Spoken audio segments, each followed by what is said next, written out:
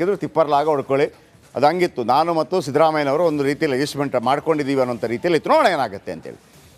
ಇನ್ನು ನೇರವಾಗಿ ಉತ್ತರ ಪ್ರದೇಶದ ಅಯೋಧ್ಯೆಗೆ ಹೋಗೋಣ. ಅಯೋಧ್ಯೆಯಲ್ಲಿ ಶ್ರೀರಾಮನ ಜಪ ಜೋರಾಗಿದೆ. ಎಲ್ಲಿ ನೋಡಿದ್ರು ಬರೀ ರಾಮ ರಾಮ ರಾಮ. ಇಂದು ಶ್ರೀರಾಮ ಮಂದಿರಕ್ಕೆ 1 ವರ್ಷದ ಸಂಭ್ರಮ. 1 ವರ್ಷ ಆಯಿತು. ಜನವರಿ 22ನೇ ತಾರೀಕು ಪ್ರತಿಷ್ಠಾಪನೆ ಆಗಿತ್ತು. ಅದು ಇಂಗ್ಲೀಷ್ ಕ್ಯಾಲೆಂಡರ್. ಭಾರತೀಯ ಕ್ಯಾಲೆಂಡರ್ ಪ್ರಕಾರ, ಪಂಚಾಂಗ ಪ್ರಕಾರ ಶುಕ್ಲ ದ್ವಾದಶಿಯ ನಂತರದ ದಿನ, ಅಂದರೆ ಪಂಚಾಂಗ ಪ್ರಕಾರ ಇವತ್ತಿಗೆ 1 ವರ್ಷ ಆಯಿತು. ಸೊ ಅದರ ಬಗೆಗಿನ ಒಂದು ರಿಪೋರ್ಟ್ ನಿಮ್ಮ ಮುಂದೆ.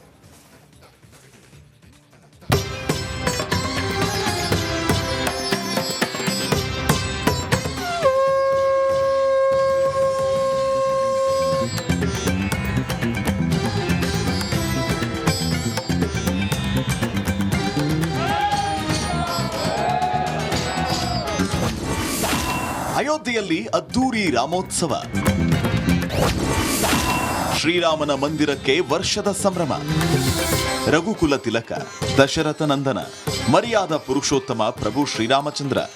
ಇಂದು ಶ್ರೀರಾಮನ ಮಂದಿರಕ್ಕೆ 1 ವರ್ಷದ ಸಂಭ್ರಮ.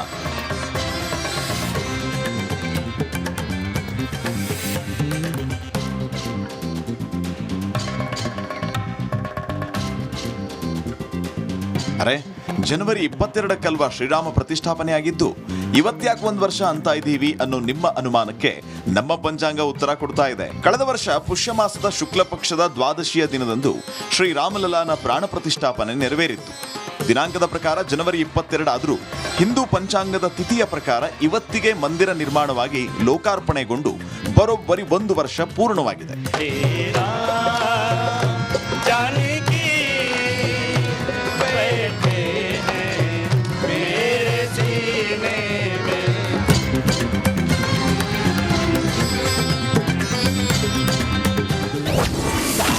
ಶ್ರೀರಾಮನ ದರ್ಶನ ಪಡೆದ ಯೋಗಿ, ಬಾಲರಾಮನ ವೇಷ ತೊಟ್ಟು ಬಂದ ಬಾಲಕ. ಅಯೋಧ್ಯ ರಾಮ ಮಂದಿರದ ವಾರ್ಷಿಕೋತ್ಸವ ಆಚರಣೆ ನಿಮಿತ್ತ ಅಯೋಧ್ಯ ಮಧುವಣಗಿತ್ತಿಯಂತೆ ಸಿಂಗಾರಗೊಂಡಿದೆ. ಉತ್ತರ ಪ್ರದೇಶ ಮುಖ್ಯಮಂತ್ರಿ ಯೋಗಿ ಆದಿತ್ಯನಾಥ್ ರಾಮ್ಲಲಾನ ದರ್ಶನ ಪಡೆದರು. ಕಳೆದ 1 ವರ್ಷದಿಂದ ಅಯೋಧ್ಯೆ ದೇಶದ ಗಮನ ಸೆಳೆಯುತ್ತಿದೆ. ಸಾಂಸ್ಕೃತಿಕ ಆಧ್ಯಾತ್ಮಿಕತೆಯ ತಾಣವಾಗಿದೆ. ಇನ್ನು ಭಕ್ತರು ಕೂಡ ಸಾಗರೋಪಾದಿಯಲ್ಲಿ ರಾಮನ ದರ್ಶನಕ್ಕೆ ಬರುತ್ತಿದ್ದಾರೆ. ಇಲ್ಲೊಬ್ಬ ಪುಟ್ಟ ಪೋರ ಬಾಲರಾಮನ ವೇಷ ತೊಟ್ಟು ಬಂದಿದ್ದು ಎಲ್ಲರ ಕಣ್ಮನ ಸೆಳೆದಿದ್ದಾನೆ.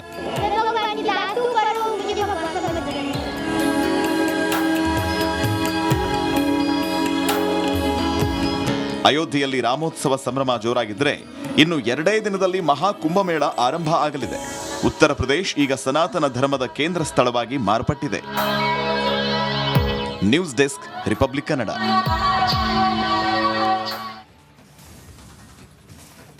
ಇನ್ನು ಉತ್ತರ ಪ್ರದೇಶದ ಪ್ರಯಾಗ್ರಾಜ್ನಲ್ಲಿ ಕುಂಭಮೇಳಕ್ಕೆ ಕೌಂಟ್ ಡೌನ್ ಆರಂಭವಾಗಿದೆ. ಈಗಾಗಲೇ ಲಕ್ಷಾಂತರ ಭಕ್ತರು ಜಮಾಯಿಸಿದ್ದಾರೆ. ಕುಂಭಮೇಳ ನಡೆಯುವ ಸ್ಥಳದಿಂದ ರಿಪಬ್ಲಿಕ್ ಕನ್ನಡ ಗ್ರೌಂಡ್ ರಿಪೋರ್ಟ್ ನಡೆಸಿದ. ವೀಕ್ಷಕರೇ, 12 ವರ್ಷಗಳಿಗೊಮ್ಮೆ ನಡೆಯುತ್ತೆ.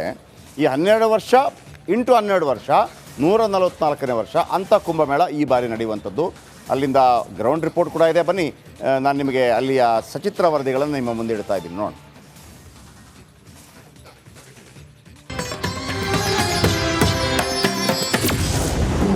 ಮಹಾಕುಂಭಮೇಳಕ್ಕೆ ಸಜ್ಜಾದ ತ್ರಿವೇಣಿ ಸಂಗಮ. ಪ್ರಯಾಗ್ರಾಜ್ನಲ್ಲಿ ರಿಪಬ್ಲಿಕ್ ಗ್ರೌಂಡ್ ರಿಪೋರ್ಟ್. ಐತಿಹಾಸಿಕ ಶತಮಾನದ ಮಹಾಕುಂಭಮೇಳಕ್ಕೆ ಇನ್ನೇನು 2 ದಿನ ಬಾಕಿ. ಪ್ರಯಾಗ್ರಾಜ್ನಲ್ಲಿ ಕೊನೆ ಹಂತದ ಸಿದ್ಧತೆ ನಡೆಯುತ್ತಿದೆ. ಇಡೀ ಉತ್ತರ ಪ್ರದೇಶ ಸಂಪೂರ್ಣ ಕೇಸರಿಮಯವಾಗಿದೆ.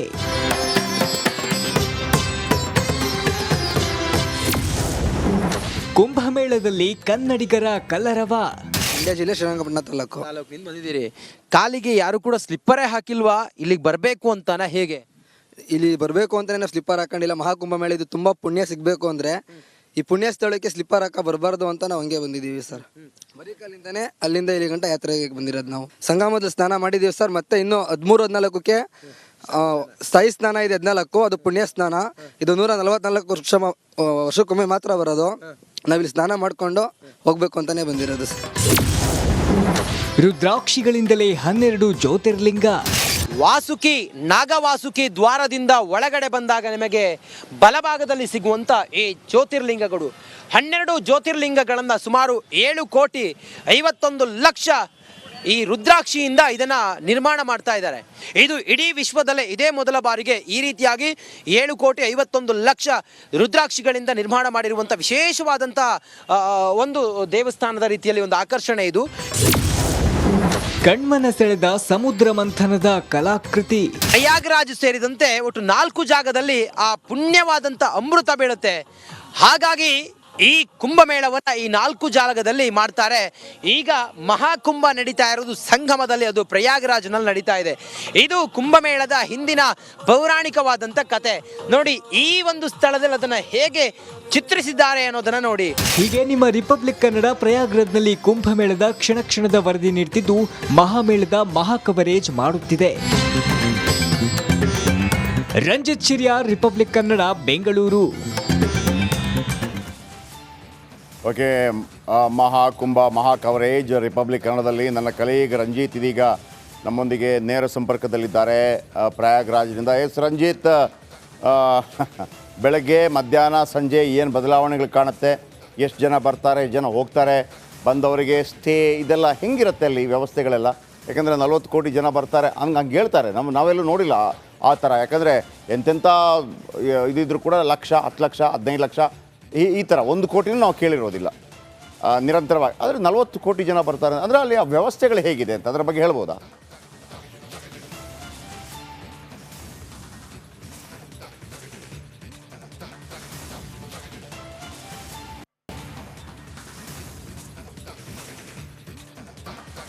ಎಕ್ಸಾಕ್ಟ್ ಸರಿಯಾದ ಪ್ರಶ್ನೆ ಕೇಳಿದ್ರಿ ಜಯಪ್ರಕಾಶ್ ಶೆಟ್ರೆ. ನಾನೀಗ ಹೇಳೋದಕ್ಕೆ ಹೊರಟಿರುವಂಥ ವಿಚಾರವೂ ಕೂಡ ಅದೇ. ನೀವು ಹೇಳಿದ್ರಿ ಕೋಟಿ ಜನ ಬರ್ತಾರಲ್ಲ, ಅವ್ರು ಉಳ್ಕೊಳ್ಳೋದು ಎಲ್ಲಿ ಓಡಾಡ್ತಾರೆ, ಅಷ್ಟು ಎಲ್ಲಿ ಜಾಗ ಇದೆ ಅನ್ನೋದೆಲ್ಲ ಕೇಳಿದ್ರಿ. ನೋಡಿ ಜಯಪ್ರಕಾಶ್ ಶೆಟ್ರೆ, ನಾನು ನಿಂತಿರುವಂಥ ಇದು ನೋಡಿ ಸಂಗಮ್ ಟೆಂಟ್ ಕಾಲೋನಿ ಅಂತ. ಜನ ಎಲ್ಲಿಂದನೇ ಬರಲಿ, ಅವರು ವಾರಣಾಸಿಯಿಂದ ಬರಲಿ ಅಥವಾ ಪ್ರಯಾಗ್ರಾಜಿಂದ ಬರಲಿ ಅಥವಾ ಯಾವುದೇ ಊರುಗಳಿಂದ ಬರಲಿ, ಯಾವುದೇ ದೇಶದಿಂದ ಬರಲಿ, ಯಾವುದೇ ರಾಜ್ಯದಿಂದ ಬರಲಿ ಜಯಪ್ರಕಾಶ್ ಶೆಟ್ರೆ, ಅವರು ತಂಗೋದಕ್ಕೆ ಈ ರೀತಿಯ ಟೆಂಟ್ ಹೌಸ್ಗಳನ್ನು ಎಲ್ಲ ಕಡೆಗಳಲ್ಲೂ ಕೂಡ ಮಾಡಿದ್ದಾರೆ.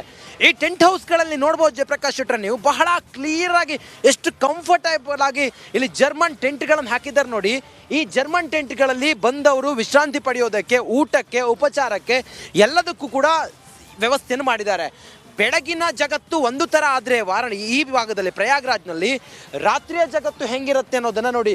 ಜಗಮಗಿಸುವಂಥ ಲೈಟಿಂಗ್ಸ್, ಕುಳಿತುಕೊಳ್ಳೋದಕ್ಕೆ ಕುರ್ಚಿ, ಆ ಕಡೆಗಳಲ್ಲಿ ಜನರೇಟರ್, ಊಟಕ್ಕೆ ಕಿಚನ್, ಇದೆಲ್ಲವೂ ಕೂಡ ಟೆಂಟ್.